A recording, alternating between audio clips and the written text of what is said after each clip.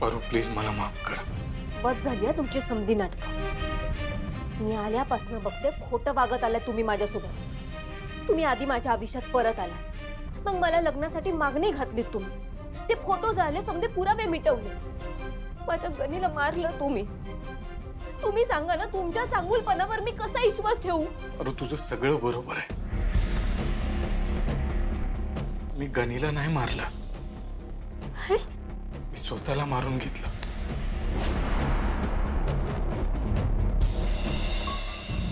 बा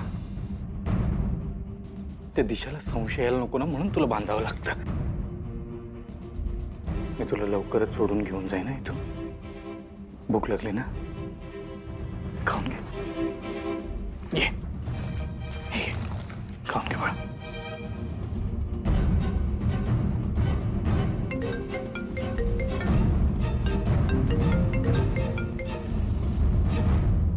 हाँ मॅडम। तिथे गणी आहे ना, त्याला एक कानाखाली वाजव ना। Okay okay. गणी, आता मी मारल्यासारखं करेन, तू रडल्यासारखं कर। ओके।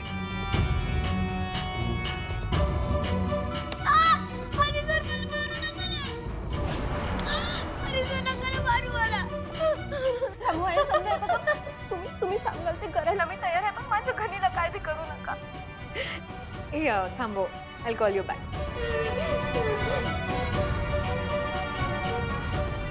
बाळा काळजी नको करू, हा तुझी तायडी ना सगळं ठीक करेल।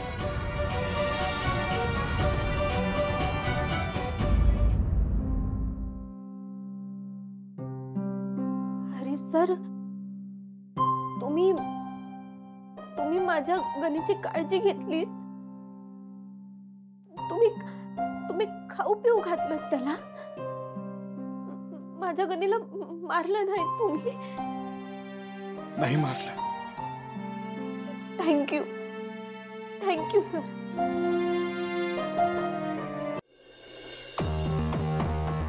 पण सर, तुम्ही अनुष्का मॅडम आणि दिशा मॅडम सोबत कसं काय? पारू, तू तुझं आदित्य सरांसोबतचं सत्य मला सांगितलं आणि मी इथून निघून गेलो। त्यानंतर मी एक एनजीओ जॉईन केला आणि तिथे मला साई भेटला। साई? कोण साई? खूप गोड लेकरू आहे, ऐकू बोलू नाही शकत, पण एवढा जीव लावला ना त्याने मला। आणि हेच आहे ना त्या दिशाने हेरलं।